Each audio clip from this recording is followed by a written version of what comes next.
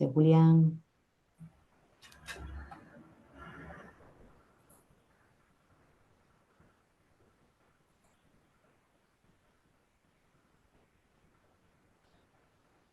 Vale. Bueno, buenos días a todas y todos. Vamos a dar inicio a esta conversación, a este webinar internacional, que es como un inicio de la campaña Me Rehuso, eh, como organizada por el Observatorio del Militarismo en colaboración con la Internacional de Resistentes a la Guerra.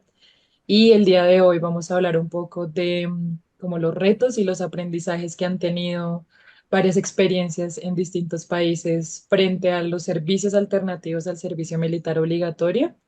Y en ese sentido, pues como cuáles son los retos también a los que en este momento podrían enfrentarse los jóvenes en Colombia, ya que han habido como ciertos intentos y ahora como todo un proyecto gubernamental alrededor de los servicios alternativos al servicio militar obligatorio, que en este momento pues sigue funcionando en Colombia. Entonces, varias cosas como técnicas en este momento. Bueno, la primera es que pues tendremos una presentación en español y otra en inglés. Entonces, en suma está la opción para poder tener como acceso a esta interpretación. Vamos a iniciar con una introducción con Julián, que hace parte del Observatorio de Militarismo, que nos va a contar un poco como el contexto actual en Colombia y un poco las motivaciones de esta campaña Me Rehuso. Luego vamos a continuar con Coldovi Velasco, quien también nos va a compartir un poco cómo fue esa experiencia Speak louder, it em, would be better. desde la, em, desde el Estado español y bueno, la campaña como de insumisión en su momento. Y posteriormente vamos a escuchar a Gernot Lernet, que es de Alemania, que también nos va a compartir un poco pues la experiencia en este contexto. Entonces, pues no siendo más, iniciamos con Julián y, y bueno, ahí estaremos. Dale, Bueno, Juli. gracias. ¿Se me escucha bien, sí? Sí. Listo. Gracias, Nata, Gernot, Coldo, las gentes presentes por estar aquí.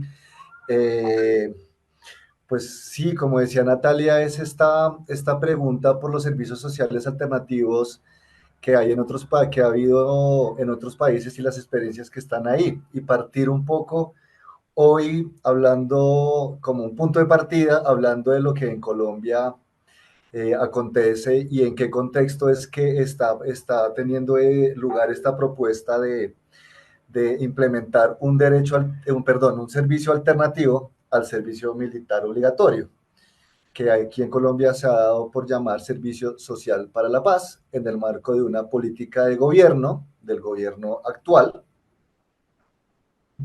Epa, está siendo grabado, listo, muy bien. Esta política de gobierno actual, pues ese es el propósito un poquito de abrir el webinar hoy con eso, y haciendo una caracterización de un contexto de militarización que es importante aclarar en Colombia, pues está agudizándose una vez más el conflicto armado, que tuvo un momento como de, no sé, como de sosiego, de reposo, de stand-by durante algunos años, y de un tiempo para acá, y que estuvo muy asociado con el proceso de paz de La Habana, que tuvo como eh, resultado como una negociación de parte del Estado colombiano con la guerrilla de las FARC. Digamos que esta guerra cruda histórica que ha vivido en Colombia se viene otra vez agudizando. Tiene que ver con el cambio de la dinámica del conflicto armado y de sus actores. Hay una diversificación de actores, ¿no? Antes estaban más claros las insurgencias y los grupos paramilitares y los grupos estatales como en conflicto armado. Ahora estos, a partir de que han sido algunos desmovilizados, como las FARC, pues han salido emergentes otros grupos y se han diversificado en los territorios, y las entidades guerrilleras también se han cambiado, los grupos paramilitares también se han diversificado, y, y han como generado nuevos grupos como como residuales de las antiguas estructuras armadas. Ahora también estamos presenciando que es un fenómeno regional la presencia de estructuras que, pues, delictivas transnacionales que tienen una relación de venta de servicios con los grupos armados que están en disputa en los territorios, que básicamente están en disputa por el control de territorios para la producción de insumos para el comercio de drogas, el narcotráfico y de minería. Entonces, pues hay una diversificación de actores, hay alianzas entre esos nuevos actores en algunos sectores del país, que pues no voy a entrar a detallar aquí porque el propósito es como un poquito hacer una caracterización general. Este recrudecimiento de la violencia pues ha hecho que la afectación la sociedad civil sea como creciente, la afectación sea creciente. Han asesinado del 2016, de la firma de los acuerdos de la paz a hoy, a este año, perdón, 1.456 líderes y lideresas sociales, y de esos desmovilizados han firmado 400, perdón, de esos firmantes desmovilizados han matado, asesinado a 412 personas. Esto en un contexto en el que, perdón, también está incrementada y está muy fuerte y visible la violencia basada en género. ACOC nos presentaba una investigación en la que muestra cómo estas violencias son invisibles cuando los actores armados las perpetran por parte de los actores armados de la fuerza pública. Y los otros grupos armados, pues la Jurisdicción Especial para la Paz, que es este tribunal de justicia transicional que surge a partir de los acuerdos de La Habana, pues recientemente, a finales del año pasado, abrió un macro caso para investigar la violencia de género por parte de las FARC y de las fuerzas de la seguridad del Estado. Una forma de seguir caracterizando la militarización en Colombia es el incremento constante del 2002 hasta acá del presupuesto militar. Eh, digamos que esto está amarrado a las voluntades de los gobiernos, la inversión en los presupuestos de defensa, como se le llama. Y del 2002 para acá ha habido un constante crecimiento. Del 2023 al 2024 hubo un aumento en un 15% del presupuesto para la defensa. Hay que decir que hay unas características especiales que, aunque crece este presupuesto para la defensa, es como de las pocas veces que ha tenido que ha estado por debajo de otros presupuestos como la salud o la educación. Creo que otro aspecto importante de la militarización en Colombia es que la industria militar eh, ha crecido y ha sido diversificada. Ahora está produciendo tecnología y armamento que exporta no solamente el saber militar, sino que también hay una exportación de empresas, de 4 empresas que el gobierno tiene, que el Estado tiene, y que vende servicios aeronáuticos, marítimos, fluviales marino y tecnología militar, especialmente como con drones. Y en este contexto de militarización de la sociedad, y pues es importante hablar un poquito del servicio militar y el servicio social, un poco como está, ¿no? Como decía Natalia, el servicio militar sigue siendo obligatorio y a partir de esta política de gobierno, pues lo que encontramos es que hay una ambigüedad muy grande. ¿Por qué? La ambigüedad se sustenta en que el gobierno se hace elegir con una propuesta del desmonte del servicio militar obligatorio, atendiendo a las recomendaciones de la Comisión de la Verdad, que dice que para la no repetición es importante un desmonte gradual de este servicio, y la opción que ha tomado el gobierno es la implementación de un servicio social alternativo que ha llamado Servicio Social para la Paz. Ese desmonte es bien extraño porque al mismo tiempo que está abriéndose la posibilidad de tomar un servicio social alternativo, el mismo gobierno a través del ejército está promoviendo la prestación voluntaria del servicio militar por parte de mujeres, y que es una cosa que no había pasado desde la nueva constitución que tuvo lugar en el 91, pero ya en el 93 abrieron unas convocatorias para el voluntariado de mujeres, pero desde ese entonces hasta acá nunca había pasado. Entonces, en un marco del desmonte del servicio militar, estimulan la prestación de un servicio voluntario. Más de 5.000 mujeres prestaron el año pasado el servicio militar. Y también es extraño el hecho de que en una política de desmonte del servicio militar, el gobierno haya aumentado el pago que hacen anualmente a las jóvenes que prestan ese servicio. Inicialmente, el año pasado, estaban recibiendo un 30% de un salario mínimo legal, y por decreto se subió a un 50% ese pago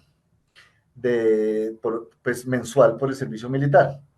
Y el ministro de Justicia a finales del año pasado anunció la iniciativa de presentar un proyecto de ley al Congreso en el que se apruebe el pago del 100% del servicio, del salario mínimo legal. Entonces, este contexto de ambigüedad con respecto a la política de gobierno y de desmonte del servicio militar está acompañado de una falta de garantía estricta del derecho a la objeción de conciencia. Ahí ha sido reconocido constitucional y legalmente en Colombia, pero cuando se reconoce legalmente se establece una comisión interdisciplinaria, como ha sido llamada, que evalúa las razones por las cuales las personas están sustentando sus objeciones de conciencia. Y estas pues, comisiones, pues hemos visto desde el año 2017 que fue expedida una nueva ley de reclutamiento, que estas comisiones son inoperantes en los territorios, son como un tribunal de conciencia en la medida que no tramitan las objeciones, sino que las validan y las cuestionan. Incluso las desestimulan, haciendo que muchísimas personas hayan como desistido en su proceso de hacer valer sus razones para hacer la objeción. Muchas veces los jóvenes son intimidados, son enredados y con este espíritu de la jerarquía militar, los jóvenes pues acceden a desistir de sus objeciones. Digamos que este es un marco amplio de lo del servicio social, y lo que quiero señalar es como una problemática clarísima que el proyecto de decreto que está construyendo el gobierno y ha socializado, que tiene algunas cosas que podríamos ver con más detalle más adelante. Una de las cosas específicas es que no está claro el derecho de la objeción de conciencia a ese servicio social que sigue siendo Juli, obligatorio. para la ¿Sí? interpretación, si hablas un poquito más despacio, dice Nicolás, Vale, ahí vas, ¿vale? vale, gracias. Nada, simplemente voy cerrando señalando que no está claro cómo el derecho a la objeción de conciencia, con su carácter constitucional, va a tener un lugar en este contexto de un servicio social alternativo. Y es por esa pregunta gigante y esa indeterminación que da la política de gobierno que nos estamos preguntando, y entonces, ¿cómo han sido las experiencias de personas y en otros países que se han encontrado con esta opción no, perdón, con esta obligación de prestar un servicio social alternativo en el marco de la opción de la objeción de conciencia que atiende a la crítica de la militarización de la sociedad? Y digamos que quisiera cerrar con un puntito que se me pasó y que es importante, y es que este servicio social alternativo, como lo hemos visto, no es una alternativa propiamente al servicio militar, sino es más bien una modalidad del servicio militar, porque en tanto se presta en distintos estamentos del gobierno, del campo del ejecutivo, de los ministerios, las agencias, todos estos estamentos no del Estado, sino del gobierno. Estos estamentos que lo reciben y que van a recibir a las personas, que no sabemos cómo van a hacer para recibir a más de 30.000 personas que prestan el servicio militar en un servicio social, no sabremos cómo va a ser ese enredo. Tendrán que más adelante decirle al Ministerio de Defensa que las personas que hicieron el servicio social definieron su situación militar. Entonces, básicamente, lo que nos da a pensar a eso, a esa situación, es que este servicio social es una modalidad más de del servicio militar y no una alternativa. Entonces, en esa medida somos críticos y decimos que no es un avance muy concreto hacia la desmilitarización de la sociedad, en tanto esta es una forma más de prestar el servicio militar. Creo que con esta caracterización y con el señalamiento de que no está clara la forma de cómo seguir ejerciendo el derecho a la objeción de conciencia en el contexto de un servicio alternativo, daría como la palabra a los panelistas que nos puedan contar un poco como esas experiencias en sus países y qué aprendizajes podemos como recoger para la acción antimilitarista en Colombia. Pues creo que cerraría por ahí. Muchas gracias.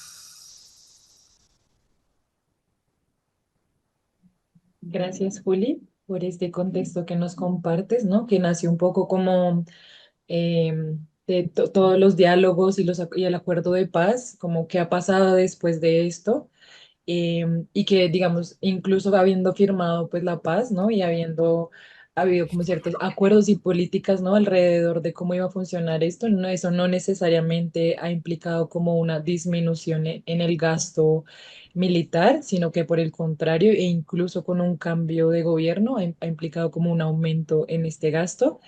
Y como ahora nos enfrentamos a estas nuevas políticas, ¿no? Que plantean un servicio militar abierto para las mujeres, pero también una alternativa, entre comillas, que la señalas tú como una nueva modalidad, en la que no es muy claro cómo va a seguir, cómo va a funcionar la objeción de conciencia y ni siquiera es muy claro cómo se va a dar en la práctica este servicio alternativo, esta nueva modalidad del servicio militar obligatorio. Entonces, bueno, con ese contexto, gracias, Julián. Pues yo abro como el panel a, a Coldovi para que, bueno, nos comparta un poco sus reflexiones también desde su experiencia.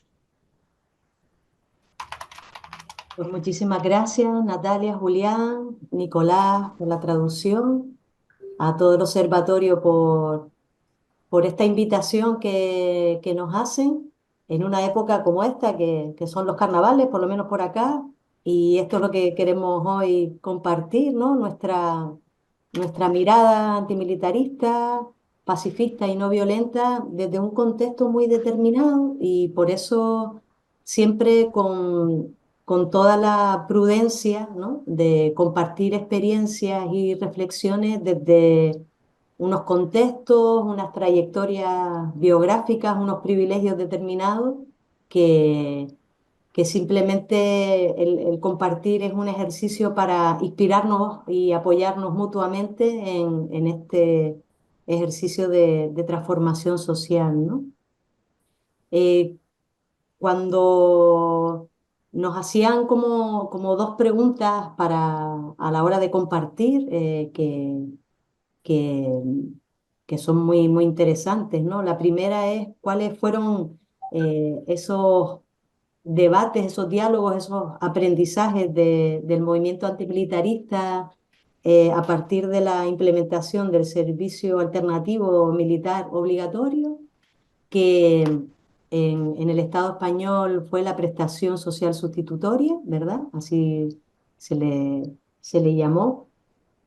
Pues quería compartir desde la mirada del proceso del movimiento de gestión de conciencia, que actualmente nos llamamos Alternativa Antimilitarista MOC, algunos aprendizajes que realizamos en ese tiempo y que hemos ido reflexionando y compartiendo pues de una manera asamblearia y de una manera lo más horizontal posible, ¿no?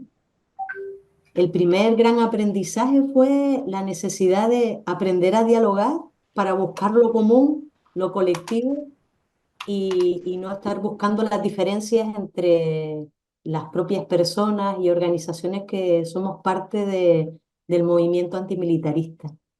Y lo planteo porque es uno de los aprendizajes que nos acompaña a lo largo de la vida, porque no solo es una cuestión de, digamos, de aprendizaje, sino de desaprender muchas lógicas que son las lógicas más normativas y más hegemónicas que tiene que ver con la competición, con el individualismo, con el aislamiento, con el debate, ¿no? De intentar batir a las otras posturas en vez de buscar puentes de conexión, de diálogo y de conectar con lo que nos junta, ¿no?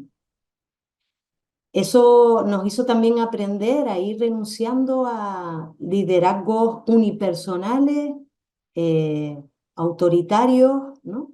A, a versiones autoritarias que eran absolutistas, ¿no? O con nosotras o contra nosotras, ¿no? En esta lógica tan militarista del binarismo, de las buenas que siempre somos nosotras y las malas y los malos que son los otros, ¿no? Y ese también es un aprendizaje importante en este momento, ¿no?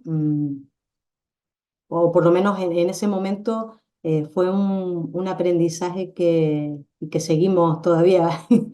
Todas las cosas que digo es un aprendizaje que a lo mejor se nos suscitó en determinados momentos de todo el proceso de objeción de conciencia en el Estado español, pero en el que continuamos. Es decir, pasar de liderazgos tóxicos a procesos más comunitarios, más colectivos y, y por eso también otra de los aspectos es valorar todas las maneras de participar, intentando no dicotomizar, ¿no? Y no plantear que hay algunas que son las verdaderas maneras de participar cuando, pues, por ejemplo, en nuestro planteamiento era la desobediencia tanto al servicio militar obligatorio como a la prestación social sustitutoria, pero eh, aprendimos a valorar que también las personas que asumían la prestación social sustitutoria, había elementos comunes que eran los que queríamos trabajar conjuntamente, ¿no? No de alguna manera ningunear esos otros planteamientos. ¿Voy bien? ¿En Sí, perfecto. velocidad? ¿En más o menos? ¿Sí? Entiendo. Sí, dale. Vale.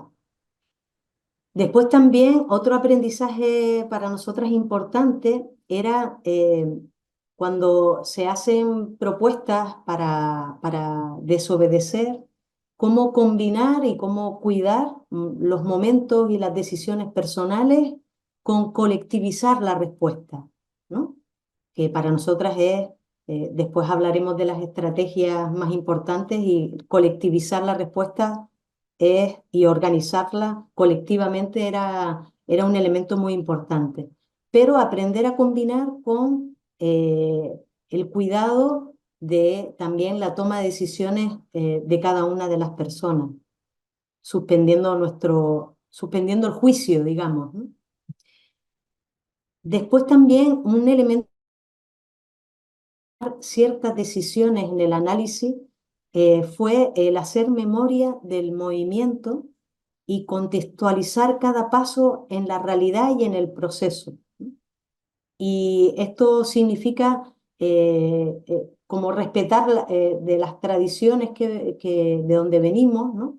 Pero también ir teniendo colectivamente un horizonte emancipatorio, un horizonte utópico y ir viendo, ir ajustando en cada circunstancia los pasos, ¿no? que íbamos dando. Esto nos hizo aprender que los pasos pequeños, muy pequeños, que aparentan insignificantes a veces en un contexto amplio, pues tienen una fuerza de sentido muy, muy importante. Entonces también aprender a cuidar eh, los pequeños pasos, los pequeños gestos, la gente que se iba sumando en el diálogo a este camino, ¿no? Pues ir valorando, ir cuidando toda esa parte, ¿no? Después también un respeto muy grande porque en el territorio del Estado español funcionamos y funcionábamos con grupos territoriales eh, autónomos, aunque éramos parte de una red o una alianza a nivel de todo el Estado español, cada territorio tenía autonomía. Y eso también nos ha parecido ese aprecio por la diversidad en lo territorial, cada territorio, según sus procesos, también ajustar, digamos, esas líneas que vamos construyendo colectivamente en los territorios concretos, pues nos parece que es también un elemento que aprendimos y que nos costó mucho, ¿no? Porque dado el centralismo de este Estado, a veces era muy difícil el atender a la singularidad de algunos territorios que tenemos otras realidades, como el archipiélago canario, o Euskal Herria, el País Vasco, o Cataluña, o diferente a Madrid, a Galicia, etcétera, ¿no? Y eso también nos llevó a tener una mirada que es una mirada que nos gusta cada vez más, de mirada de que lo que hacemos son ensayos, son pruebas, ¿no? Y que lo más importante es el ARA, ¿no? Acción, reflexión, acción, ¿no? Es ahí donde vamos eh, pues compartiendo esas mejoras y esos cambios que tenemos que hacer atendiendo a las singularidades personales de los territorios y teniendo una mirada más del conjunto, ¿no? Vimos muy importante como aprendizaje el ampliar la comunicación, sacando el tema de nuestros grupos pequeños y intentar conectar, popularizando los mensajes con cuanta más gente mejor y gente muy distinta y muy variada, desde madres y padres de las personas insumisas o de las que hacían la prestación sustitutoria, vecinos y vecinas, gente del ámbito laboral, es decir, eh, intentar hacer todo un ejercicio de pedagogía popular que bueno, en eso ustedes son maestros y maestras en Colombia y bueno, hemos aprendido y aprendemos mucho de ustedes, pero a nosotras nos costó y a veces nos cuesta esta ampliación, ¿no? Porque es muy fácil como sentirnos arropadas en un grupo pequeño que vamos forjando una toma de postura y vamos dejando atrás a muchas personas y vamos desconectando de que esto sea una posibilidad de dialogar, de conversar, y ahí también para nosotras aprendimos de pasar a tomar las iniciativas a veces sin sopesar y sin analizar nuestras fortalezas, nuestras alianzas. eh, pues a analizar realmente qué fortalezas teníamos, también qué debilidades y qué alianzas podríamos potenciar. Este es un elemento que nos ha resultado clave, ¿no? Para seguir cultivando esas alianzas, ¿no? Y eso lo hemos hecho también compartiendo y es a la vez un aprendizaje y una estrategia, espacios de formación como este y como tantos otros, ¿no? De compartir experiencias, de reflexionar juntas, en general, de ponernos en forma para la acción y que esos espacios también puedan ser con gente muy distinta, muy variada y nos pueda enriquecer nuestros mensajes, ¿no? Todo eso muy aderezado con alegría, con humor, con celebración, con fiesta, que es un elemento también que va ayudando a que podamos entrelazarnos con más fuerza, ¿no? Importante también para nosotras ha sido cuidarnos de lo que nos rompe, de lo que nos divide, de lo que nos hace competir, también de lo que nos desmoraliza o nos desmoviliza, ¿no?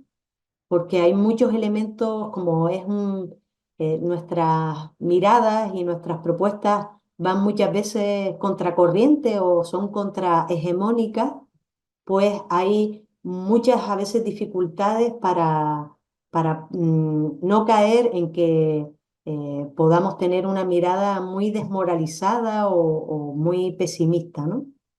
Y para esto, eh, para nosotras permanentemente el aprendizaje ha sido de nos quieren aisladas, respondemos juntas, ¿no?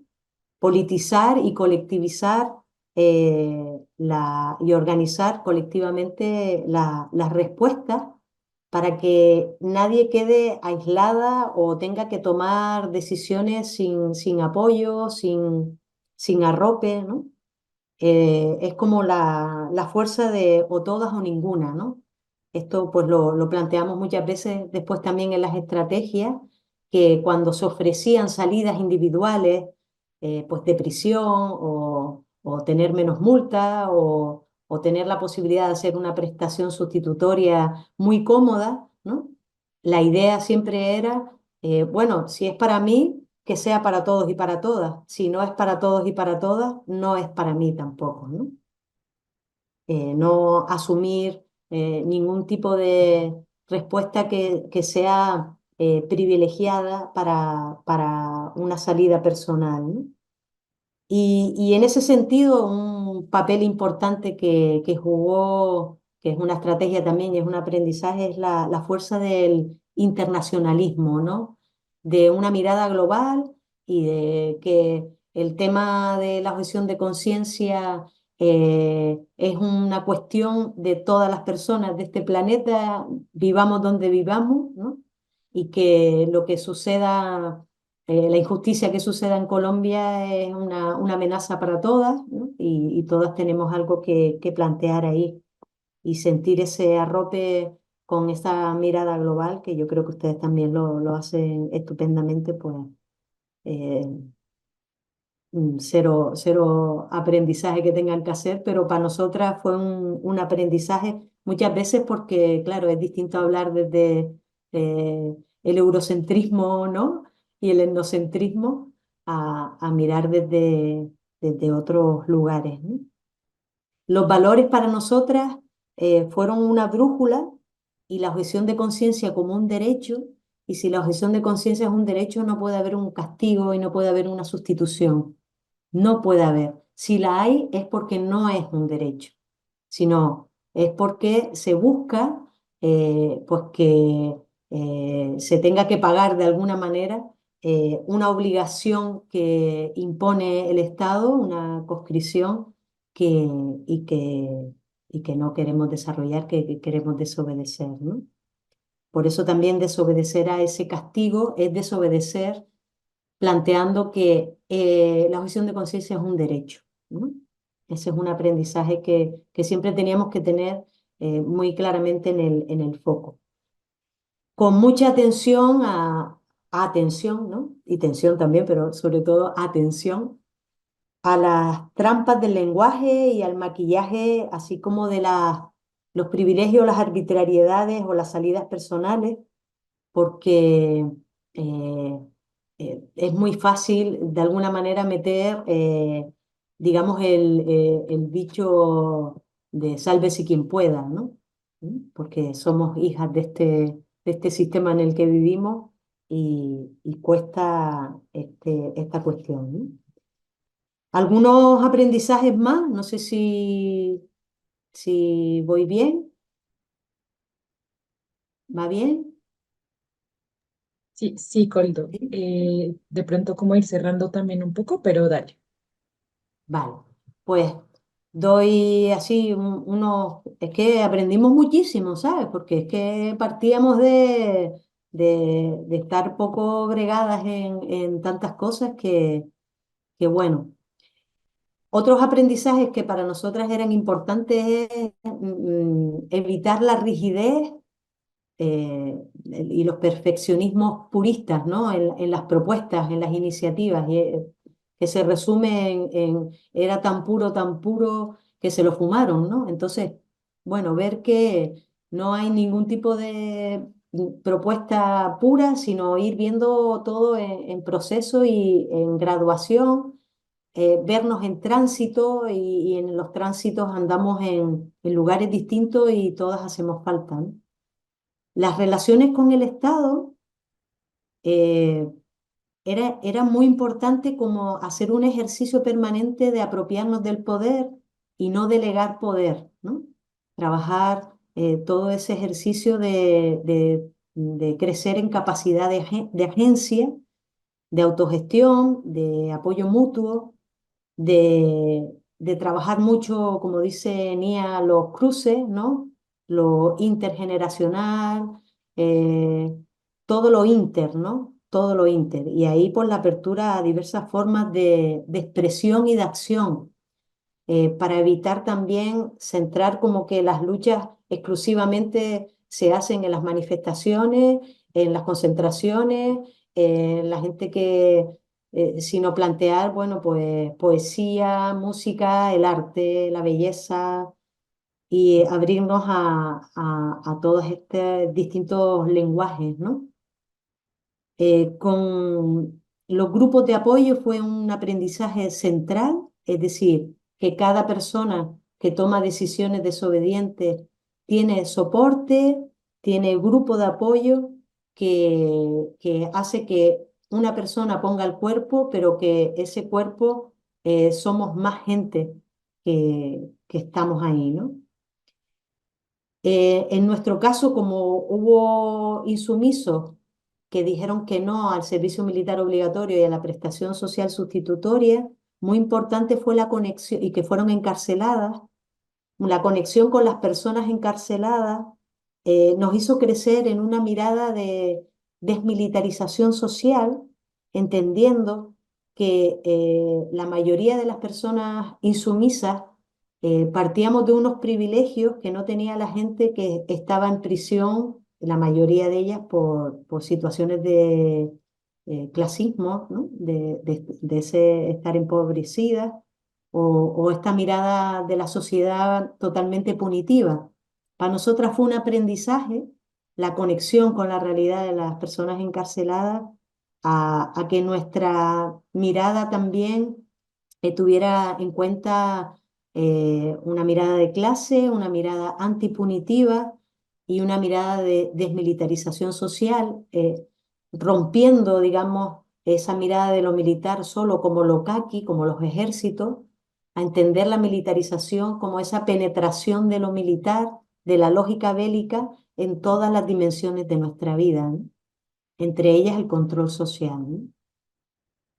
Aprender y atender la singularidad de los procesos colectivos, dialogando y recordando nuestros fines y los pasos de sentido, y la incorporación, o de alguna manera, sí, la incorporación de reivindicaciones que cuando están en marcos normativos, como antes decía Julián, que ya está reconocida la objeción de conciencia, como en nuestro caso estaba en la Constitución y después en una ley, pero eso no es un fin. Hay alguna gente que planteó que eso era el fin, que estuviera presente en la normativa. Nosotras creemos que eso no garantizó nada, ¿no? Y que puede incluso vaciarnos la lucha si no se vive desde que es un elemento más para pedagogía popular y para el diálogo, ¿no? Y es un medio más, no es un fin en sí mismo. Y por lo tanto, esa mirada también que aprendimos de intentar y que seguimos aprendiendo de mantener esa tensión de la coherencia, ¿no? Para mantener la desobediencia, asumiendo colectivamente las consecuencias que ello tiene, ¿no? Bueno, estos algunos aprendizajes, que muchos de ellos son estrategias, pero quisiera compartir, no sé si podría ser brevemente frases o titulares de las acciones y las estrategias que a nosotras no funcionaron. ¿Es Dale, posible? Colo. Sí, Por dale. favor. Sí. Pues a nosotras nos funcionaron las estrategias siempre desde una mirada de la no violencia, toda junta, ¿no? Como estrategia sociopolítica y la desobediencia civil como planteamiento, con una oposición a toda conscripción la militar, o toda obligación militar o civil, y siempre desde colectivizar y organizar, ¿no? Organizarnos y colectivizar. Y desde ahí las estrategias tenían que ver con, primero, mantener el foco con la militarización. Esto fue muy importante porque era muy fácil que nos desviaran el foco a otra cuestión. Incluso con el nombre Servicio Social de Paz, ¿no? Desvía el foco de la militarización y parece que es una propuesta antimilitarista. Pues nosotras volver a poner el foco en la militarización. Ver hasta dónde se llega juntas y no desprestigiar entre nosotras otras opciones, ¿no? Esto lo tuvimos que aprender y esto es una estrategia importante, ¿no? Porque a veces nos restamos fuerzas entre la gente que estamos dentro del proceso en distintos lugares o espacios de tránsito. Una estrategia para nosotras fundamental, el análisis estructural, que para esto también ustedes son maestros y maestras, y coyuntural, ¿no? Como un elemento permanente, la reflexión y el análisis como un elemento permanente, que yo creo que es el objeto y el sujeto también del observatorio, ¿no? Es muy necesario actualizar estos análisis para lo que decimos de volver a poner el foco y hacer un discernimiento desde esa realidad. Los grupos de apoyo para los cuidados y la extensión del tema, irrenunciable como estrategia. Conectar nuestras propuestas con valores. La prestación social sustitutoria, como parece que es el servicio social también de paz, va a quitar, en aquel momento quitó empleo. Y además había una confusión con que era un voluntariado. Ni era voluntariado, sino era un empleo precarizado. Conectando esto, conectamos con sindicatos, otros movimientos, otras organizaciones, y es más fácil conectar con otras personas, ¿no? Planteando que no queremos nosotras asumir puestos de empleo que hacen que menos personas tengan condiciones de vida adecuadas, ¿no? Desconcertar y abrumar al Estado con más presión social es una cosa que no funcionó. ¿Vale? Puedo repetir, sí, sí. Lo de conectar nuestras propuestas con valores, me refería a la importancia de conectar las propuestas ¿por qué decimos que no a ese servicio social alternativo? En nuestro caso, ¿por qué decíamos que no a la prestación social sustitutoria? Decíamos, ni es voluntariado porque lo desvirtúa, ni es tampoco un empleo en condiciones, porque le estamos robando el empleo a otras personas que están cualificadas, que tienen otras capacidades y que tienen a lo mejor esa única alternativa. ¿Sí? Bien. Por tanto, la conexión o la búsqueda de consensos ideológicos, ¿no? Que perduren, ¿no? Conjugando distintas identidades y tradiciones, ¿no? En el Estado español hemos convivido en el antimilitarismo y seguimos conviviendo con tradiciones ideológicas distintas. Busquemos el consenso, busquemos como las coordenadas comunes. Es importante para nosotras como estrategia cuando mostramos el fracaso de esas propuestas sustitutivas, ¿no? Y visibilizamos también que era una lógica de castigo lo que se planteaba. ¿No quieres hacer el servicio militar obligatorio? Te castigamos con, ¿no? Visibilizar esa confusión, ¿no? Fue para nosotras importante. Por eso es muy importante vaciar el contenido, que yo creo que Julián ya y Nata ya lo comentaste un poquito, vaciar el contenido de alternativa, o que es un servicio social, o que es un servicio de paz, ¿no? hacer un esfuerzo de quitar ese maquillaje, porque nos roban las palabras para plantear propuestas que no son alternativas a lo militar, que no son alternativas y no son sociales y no son servicios y no son de paz. Por lo tanto, otra estrategia que se utilizó en los años 70, pero que a nosotras nos parece muy importante porque venimos de ahí también, es adelantarnos a proponer y autogestionar, planteando que ya las personas que hacían insumisión ya hacían una contribución con la justicia social, no solo diciendo que no a la colaboración con los ejércitos, sino además que hacíamos visibles los compromisos en los que, además de decir que no al ejército, pues todas las personas estábamos implicadas en nuestro barrio, en nuestro pueblo, asociaciones culturales, vecinales, de lucha por la justicia, internacionalistas, ¿no? Haciendo visible que eh, también la respuesta que da el Estado a esta situación siempre es ineficaz y, y que va a ser inefectiva, ¿no? Lo decía muy claramente Julián, ¿no? Cuando planteabas que se va a hacer con 30.000, ¿no? Pues aquí también se vieron tan desbordadas, ¿no? Que fue una locura, ¿no? Con además la maquinaria burocrática, etcétera, etcétera. Entonces, hacer visible que eso va a ser ineficaz e inefectivo es muy importante. Y otro elemento importante, ya voy acabando, es fragilizar la aplicación de la prestación social sustitutoria.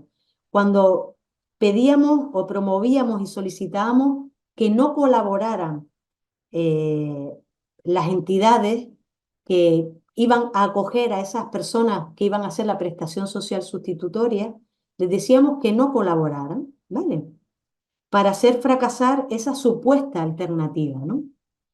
Es decir, eh, si nosotras hicimos una gran complicidad con algunas organizaciones planteando que quitaba puestos de trabajo, que no era voluntariado, y que dijeran que no a colaborar con el Estado para acoger a la gente que hacía la prestación, hizo fracasar, porque no había apenas plazas a donde el Estado podía enviar a esas personas, ¿no? Y la complicidad con los movimientos sociales, el resto de los movimientos sociales, el ecologista, feminista, internacionalista, el sindicalismo, la justicia social, etcétera, ¿no? Importante, por tanto, potenciar esa pérdida de legitimidad, ¿no? Del sistema y sumar rechazo desde lo jurídico, desde lo político, desde lo social, desde entidades, desde personas, desde el mundo artístico, ¿no? Para seguir haciendo una conexión con las aliadas, ¿no? Esto es cuestión de todas, no es a las que les toca hacer el servicio militar obligatorio. Esto es una cuestión de todas. Un servicio social por la paz, por ejemplo, o un servicio social como se planteaba en el Estado español, no es una cosa de determinadas personas con una edad, ¿no? O solo los hombres o solo determinadas mujeres en determinadas edades con determinadas características. Es un tema de todos y de todas, ¿no? Por lo tanto, nosotras también vemos muy importante conectar el militarismo con el patriarcado y, por tanto, también la respuesta desde el antimilitarismo con feminismo, ¿no? No acogiéndonos a privilegios ni a salidas personales, como comentaba antes, y convirtiendo cualquier acción represiva del Estado en una denuncia que siga siendo altavoz, ¿no? Para poner en agenda pública la situación de la militarización, ¿no? ¿Cómo se puede plantear esto el Estado cuando sigue aumentando el gasto militar, cuando crece la industria armamentística, cuando crece la financiación armada, etcétera, etcétera, ¿no? Influyendo, por tanto, en las agendas del poder y cuestionando, desordenando las las agendas gubernamentales, ¿no? La agenda oficial, digamos, en materia de objeción de conciencia, ¿no? Denunciando y vigilando el incumplimiento de derechos que hace el Estado y reclamando la objeción de conciencia como derecho. Por lo tanto, nunca puede tener un derecho ningún tipo de contraprestación y boicoteando cualquier tipo de contraprestación y órgano de control como ese tribunal que decía antes Julián, que aquí también en el Estado español se planteó un tribunal que decía si tus razones para ser objetora de conciencia eran adecuadas o no. No podemos delegar en ningún tribunal externo el que juzgue nuestra conciencia, ¿no? No, no podemos reconocer ni dar ese poder a ninguna institución ajena, ¿no? Bueno, acabo con la estrategia de la hormiga. Es un poema de una compañera guatemalteca. Dice, primero la hormiga le dijo, quítame de encima esta pata enorme. Pero el elefante dormía. Entonces, ella, la hormiga, hizo un túnel y así fue como empezó la más increíble cultura subterránea. Nuestra estrategia, la estrategia de la hormiga. Gracias por la escucha y perdón por haberme ampliado tanto. Pensé que iba a estar más reducidita. Gracias. Gracias por la traducción.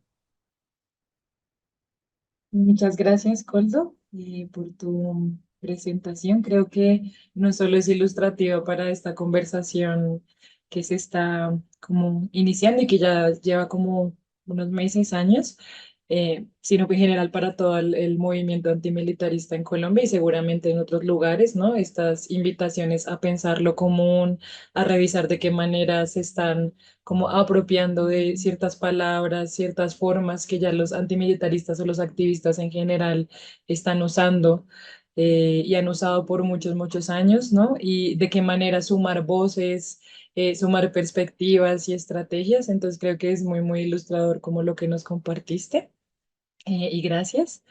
Y ahora vamos a darle el espacio a Gerno también para que nos cuente un poco pues cómo fue la experiencia en Alemania. Y bueno, como hay también hacer la invitación a que se pueden ir poniendo preguntas a quienes nos están escuchando. La presentación de Gernot será en inglés, entonces está en suma habilitada la opción de interpretación. Hay un circulito como un globito ahí abajo donde pueden pues seleccionar el idioma. Y bueno, entonces te doy a ti la palabra, Gernot. Muchas gracias.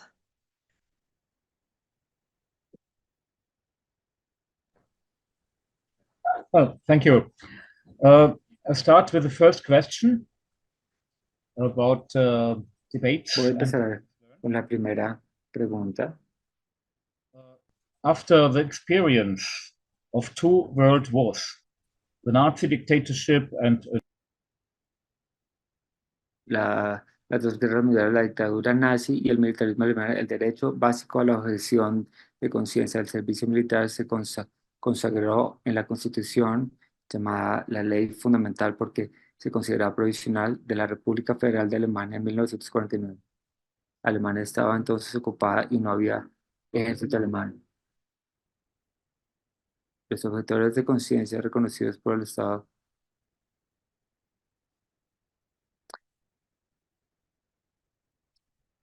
En ese tiempo Alemania estaba entonces ocupada y no había ejército alemán. En 1955, con la soberanía, llegó la remilitarización del servicio militar obligatorio de varones. Los objetores de conciencia reconocidos por el Estado tuvieron que hacer el servicio sustitutorio, que se creó en 1961. Más tarde pasó a llamarse servicio civil por razones cosméticas. Al principio solo cientos se negaron, pero desde finales de los 60 el número aumentó constantemente, de miles a decenas de miles. En 1997, 130.000 objetores presentaron el servicio civil. Desde el siglo XIX, Alemania ha estado dominada por una ideología de servicio totalitaria y extremadamente militarista. Cada hombre debe hacer el servicio militar. El movimiento pacifista criticó el servicio militar, pero no criticó la idea totalitaria de que todo hombre debe servir. Querían convertir el servicio civil existente en un auténtico servicio de paz. Al principio, los objetores de conciencia eran impopulares, pero poco a poco el servicio civil se fue viendo más favorable y los objetores se ganaron el respeto porque prestaban un servicio que se consideraba útil. Las organizaciones pacíficas calificaron los exámenes de conciencia como inquisidores por el diseño y la duración del servicio civil en comparación con la duración del servicio militar, pero no la obligación de servir per se.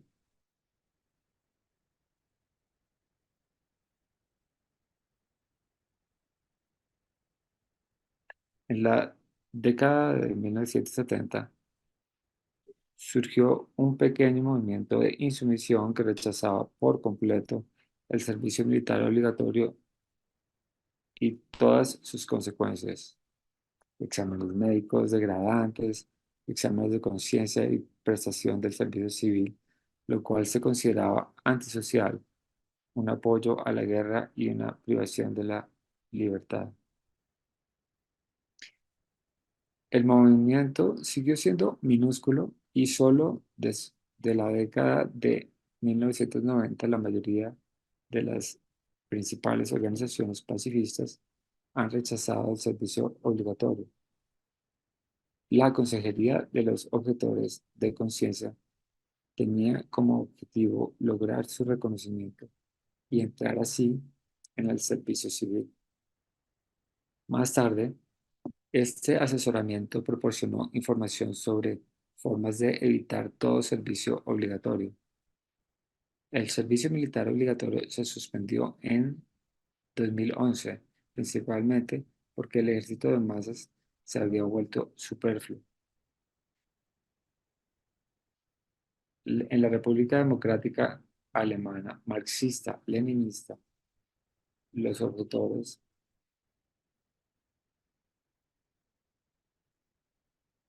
los objetores al servicio militar servían como soldados de construcción. Se trataba de trabajos forzados como soldados desarmados. Solo en los últimos años de la dictadura surgió un minúsculo movimiento de insumisión. Cuando el régimen se derrumbó en 1989, también se derrumbó el Ejército Nacional Popular. Muchos soldados desertaron y no se cumplieron las llamadas a filas. El ejército estaba acabado. En esta situación, políticos propusieron ampliar el estatus desmilitarizado de Berlín Occidental a Alemania Oriental. Esto habría abolido el servicio militar obligatorio en Alemania Oriental, lo que a largo plazo habría socavado el servicio militar obligatorio en Alemania Occidental. Pero esta oportunidad histórica para la desmilitarización no fue percibida como tal por el Movimiento por la Paz de Alemania Oriental. Durante décadas, el Movimiento por la Paz de la RDA, República Democrática Alemana, dominado por la Iglesia, estuvo obsesionado con conseguir un servicio civil similar al de Alemania Occidental. El servicio civil, en comparación con el servicio militar o la cárcel, no se consideraba una mejora humanitaria para los objetores de conciencia, sino que se glorificaba como algo positivo en sí mismo. Entender el servicio obligatorio como una violación de los derechos humanos y rechazarlo por principio estaba fuera del imaginario político, caracterizado por ideologías colectivistas como el marxismo, leninismo, el cristianismo y el nacionalismo, y no por el individualismo libertario. Ahora la segunda pregunta. Si existe un servicio alternativo, el objetivo es luchar por mejoras para los objetores. En cuanto al reconocimiento como objetor de conciencia, la duración del servicio, sobre todo si el servicio alternativo es más largo que el servicio militar, la selección del lugar de servicio, la organización del trabajo, los derechos de los trabajadores, etc.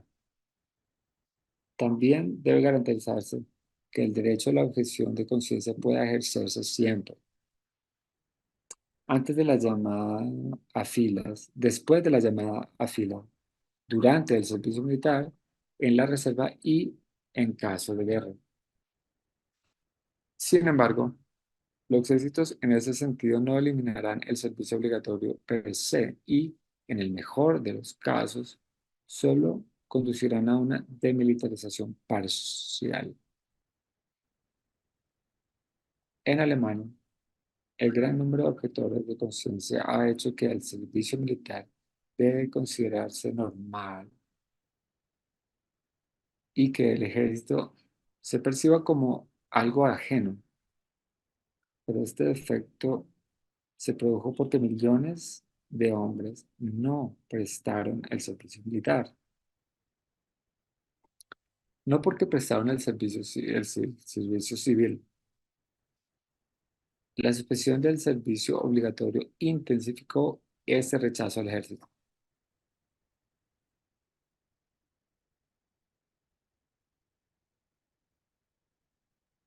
Desde el 2011 no tenemos el servicio militar obligatorio. Sigue siendo importante propagar y apoyar la insumisión al servicio militar obligatorio. Existe una contradicción entre el servicio militar obligatorio y la objeción al servicio de guerra. El derecho humano a la objeción al servicio militar no solo está garantizado cuando no hay servicios obligatorios de guerra. La mayoría del movimiento por la paz en Alemania no comprendió que el servicio civil es un pilar del sistema de servicio de guerra y no una alternativa a él.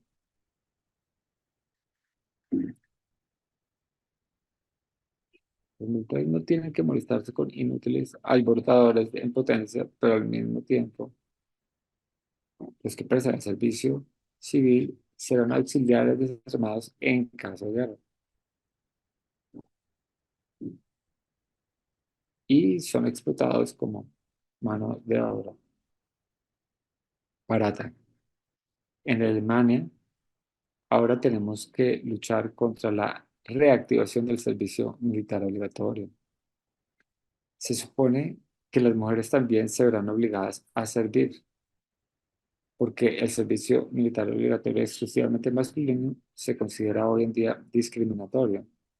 A los políticos y a los medios de comunicación les gusta hacer hincapié en las supuestas ventajas del servicio civil obligatorio para que el servicio militar obligatorio parezca más aceptable como una de varias opciones. La mayoría del movimiento pacifista considera que el derecho a objetar al servicio militar debe estar vinculado a razones de conciencia. No se concibe como un derecho humano para todos, sino solo como un derecho excepcional para personas con ciertos rasgos de personalidad y ciertas convicciones. El Estado y los militares determinan qué razones reconocen. Por muy amplios que sean los criterios, según esta lógica, algunas personas siempre tienen que acabar en el ejército. Lo que falta es el derecho humano a la objeción, al servicio de guerra para todos, de modo que cada uno pueda decir por sí mismo si quiere objetar al servicio militar sin que se le obligue a justificarlo ni se le penalice.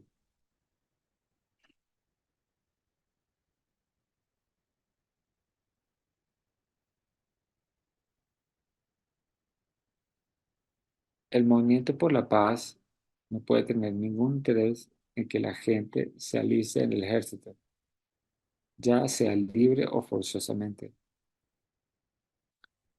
Todo reclutamiento forzoso es una violación de los derechos humanos y un acto de violencia. Cualquier ejército y cualquier servicio obligatorio que reclute a la fuerza a personas es un ejercicio de agresión contra esas personas. La experiencia ha demostrado que los cambios radicales son posibles y son posibles más que todo al final de una guerra y en un nuevo comienzo político. Si no se aprovecha tal situación histórica, será difícil cambiar mucho más adelante. Creo que estamos en una situación histórica en Colombia. Gracias. Ah,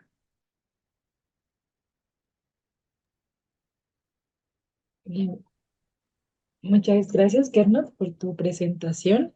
Creo que es ilustrador pensar en, digamos, de qué manera los estados responden a ciertos momentos históricos, y cuál es su respuesta, ¿no? En términos de la guerra o del servicio militar obligatorio, y en ese sentido, pues, cómo responden los movimientos por la paz, y que aun cuando se suspenda o se elimine el servicio militar obligatorio, siguen habiendo ciertas preguntas, ¿no? Alrededor de la reserva, pero también qué ocurre si se reactiva nuevamente el servicio militar.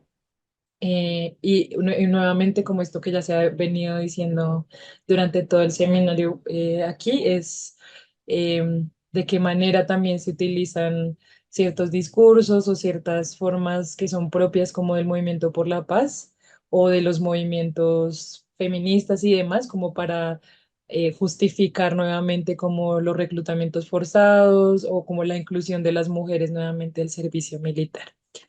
Entonces, bueno, en ese sentido estamos como un poquito pasados del tiempo que habíamos como señalado para este seminario, pero hay una pregunta que hace Nicolás hacia Coldovi, sobre qué ocurrió con la cuestión de conciencia a la reserva, como que hay, qué aprendizajes hay allí o cómo se vivió esa experiencia.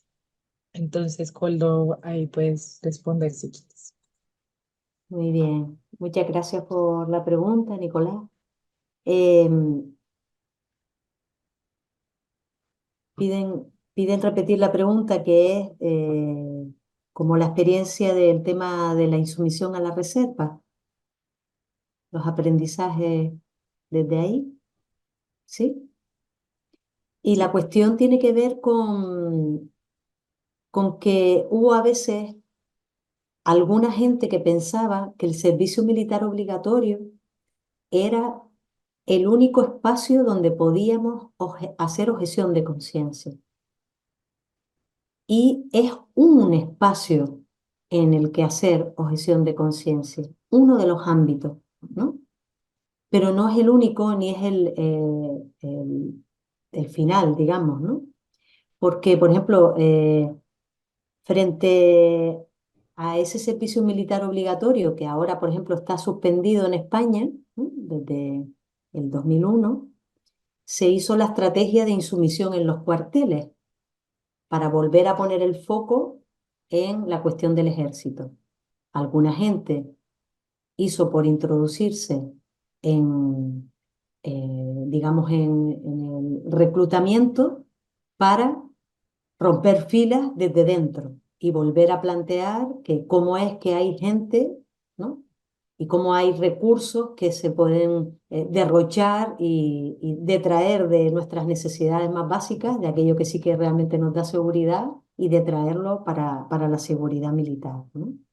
Fue la insumisión en los cuarteles y la insumisión a la reserva, para que realmente no se pueda contar con nosotras en ningún momento. Se hizo algunos intentos, pero no cuajó. Lo que sí ha ido cuajando es una de las campañas que es más largas, pero a veces también más desconocida dentro del Estado español, que es la objeción fiscal, por razones de conciencia, al gasto militar. Y esto, junto con promover la objeción de conciencia laboral, ¿no? No contribuir en puertos, en aeropuertos, en la investigación, la objeción científica, no participar de ninguna investigación que tenga fines militares o que pueda ser utilizado con fines militares, ¿no? Eh, la no colaboración o la objeción de conciencia con determinadas empresas, determinados productos, como el movimiento no violento de Palestina nos ha enseñado, ¿no? Con la campaña BDS, boicot, desinversión y sanciones, pues son otros elementos que, en el que hay también objeción de conciencia en otros ámbitos. Y ese, para nosotras, es todo un reto desarrollar ese tipo de ámbitos también de objeción de conciencia. No solo centrarnos en la objeción de conciencia al servicio militar obligatorio, que es muy importante y que es muy necesario, ¿no? Igual que a la reserva, pero también estos otros que es de alguna manera dejar de colaborar en esta maquinaria del negocio de la guerra, ¿no? No sé si te contesto, si quisieras, pues, o si alguien más quiere opinar, se puede enriquecer con esa pregunta tan oportuna.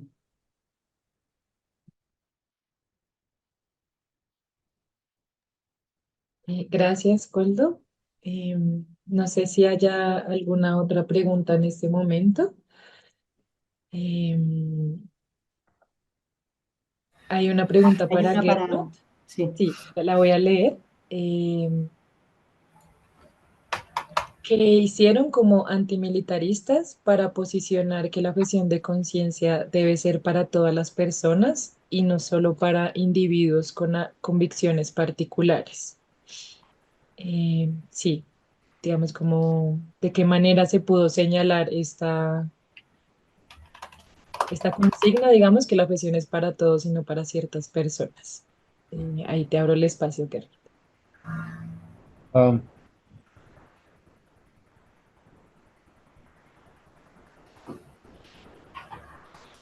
well, I could answer. Yes, Well, yes. until Go, now, please.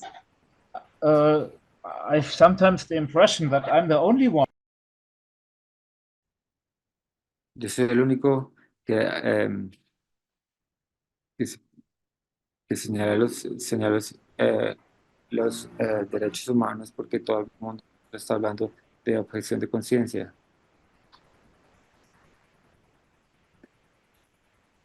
Todo el mundo tiene objeción de conciencia, puede objetar por razones de conciencia. Por ejemplo, si alguien dice, no me importa conciencia, ni política, y no quiero morir, no es una razón consensual, porque son personas que son excluidas por la definición tradicional de objeción de conciencia. Hay mucho que aprender allí. Yo entiendo que sí, que tenemos que hacer el trabajo de lobby e insistir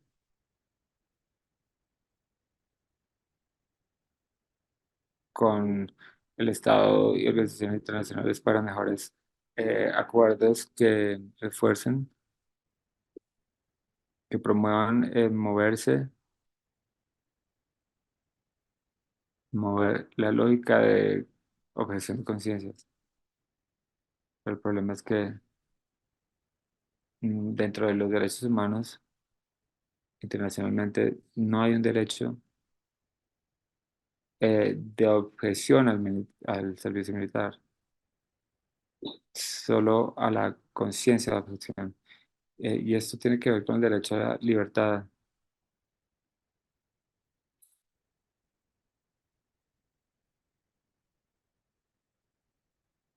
Hay una excepción que es esclavitud y trabajo forzado, son vistos como tal, pero la excepción sí es el servicio militar. Y eso es lo que deberíamos observar. Este movimiento nunca lo ha observado.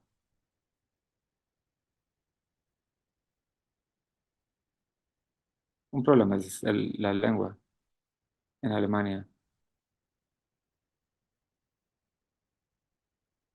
Objeción a el servicio al militar. Y en español, objeción de conciencia.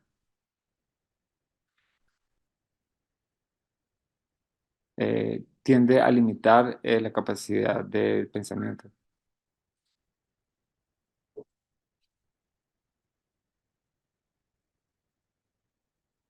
Con respecto a la primera pregunta, Alemania, nosotros estamos en una posición privilegiada, los alemanes. Un objetor puede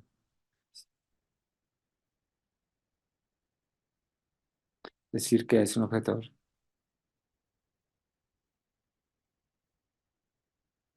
durante el militario o la llamada a filas, durante el servicio militar o la llamada a filas.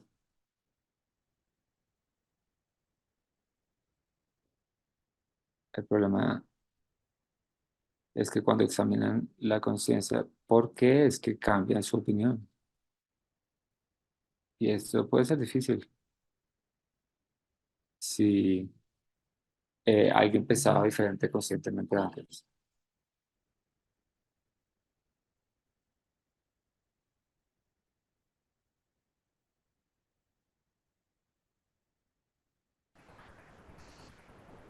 Bueno, Yes. Uh, on the strategies, there has been a tiny movement of Movimiento de insumisos y de objetores se llaman resistencia colectiva al militarismo. Claro, ellos se veían como un colectivo, pero cada objetor tenía que ir a la corte individualmente. Un objetor con un grupo de apoyo, pero eran miles de personas haciendo eso. No, no como en España.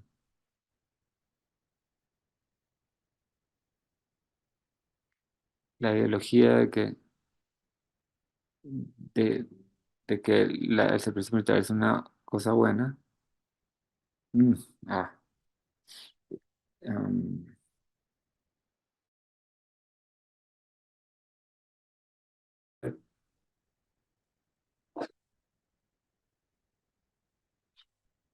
Ese movimiento no fue muy exitoso, porque la mayoría de los movimientos de paz seguían pensaba que el servicio militar era una buena cosa y que el servicio obligatorio no era un problema. Ujú. Solo 20 años atrás, cuando la Armada Federal no tenía la capacidad de ingresar todos los conflictos potenciales, solo llamaron a la mitad, pero es la mitad de la cantidad de personas que podían recibir, o de pronto menos. Entonces, en ese momento era más fácil entrar al servicio militar. Y solo entonces los cancilleres haciendo, eh, informaron acerca de maneras para evitar el servicio militar y para entrar al servicio militar. Eso lo hizo muy difícil para muchas personas, porque las personas pensaban, bueno, vamos a terminar no haciendo nada. Esa era la opinión popular. pensaban que tenían que entrar a sufrir. Eso cambió hace 20 años.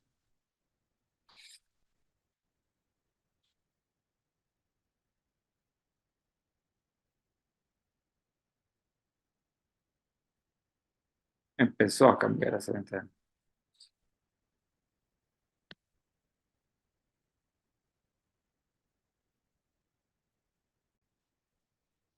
Sí. Bueno, em,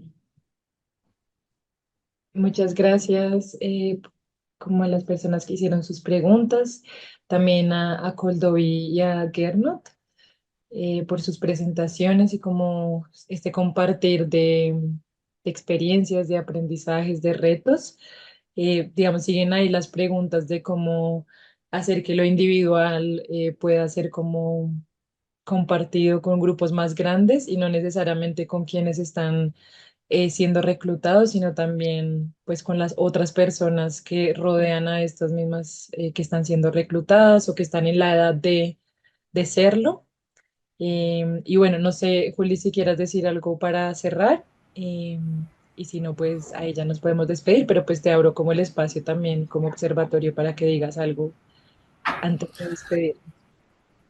Pues sí, no, decir que, pues agradecer este compartir de las experiencias, saber que poder entender que esto es un fenómeno histórico y que como fenómeno histórico tiene cambios y tiene, pues reclama esa reflexión que a la que nos llamaba Coldo de entender que las individualidades y las colectividades tienen distintas formas, esta idea de poder plantearnos críticamente la idea del servicio mismo desde una perspectiva de que si es social o no es social y poder entender eso en un contexto histórico, creo que, o antisocial, como lo plantea Gernot. Creo que son preguntas gigantes que nos nutren mucho esto que se nos viene como en estos diálogos que vamos a hacer en 3 lugares distintos, en la ciudad de Bogotá, en un municipio que se llama Villeta, que es un municipio rural en el cual no ha habido una introducción de estas reflexiones previamente, entonces eso es una apertura a nuevos lugares, a nuevas personas que están interesadas en aportar desde la acción individual y colectiva para seguir cuestionando la obligación del militarismo, ¿no? Y de la violencia. Estaremos también en Cúcuta, que es un lugar pues de conflicto social y armado fuerte, en un contexto de frontera, y aquí en Bogotá, que podremos entonces nutrir estos diálogos con esta experiencia que es muy local, pero que tiene que ver con otras experiencias internacionales, con ese llamado al internacionalismo que nos hacen, y poder seguir sumando escenarios para estas reflexiones que son diversas, que tienen distintas miradas, y que en últimas pueden como construirse en términos de acciones que se configuran en una campaña que podemos seguir trabajando, que nos podrá seguir trabajando, dar pie para seguir trabajando hacia adelante. Entonces, pues agradecer mucho Coldo, Gernot, por seguir aportándonos estas reflexiones, estas experiencias. Es la segunda vez que nos encontramos, ya nos habíamos encontrado en el marco de la Conferencia de la Internacional de Resistentes, y pues al final de este conversatorio decir que es que justo ese encuentro de la conferencia en Londres nos hizo seguir planteando la necesidad de seguir hablando y de seguir encontrando puntos de encuentro, puntos de desencuentro y sobre todo acciones para seguir trabajando desde el antimilitarismo. Entonces, pues nada, creo que ha sido un excelente compartir webinar, y pues ahí seguimos adelante. A partir de hoy empieza, que ha inaugurado este proceso de me rehuso, como lo anunciaba Nata. Y pues nada, creo que agradecer e ir cerrando. Se nos pasó el tiempo, más del tiempo planeado. Sí. Pero bueno, muchas gracias. Entonces creo que aquí damos como por terminado el webinar de hoy, a quienes se conectaron y a Coldo y a Gerno también ahí por su participación. Muchas gracias. Muchas gracias a ustedes. Y yo creo que algo que también Yeah, nos acoge thank a you for todos es inviting me. que la Gracias. realidad es transformable, ¿verdad? Así que muchos ánimos que nos tenemos que dar y aliento y conspirar juntas. Pues gracias por estar ahí. Se siente como importante la presencia ahí desde distintas latitudes. Bueno, gracias, Gracias. Gerno, gracias, Julián, Gracias, Natalia, Diego gracias, Nicolás, muchas Nicolás. gracias. Saludos a Armando Valle, mi padrecito que está acá escuchándonos. Chao. Chao.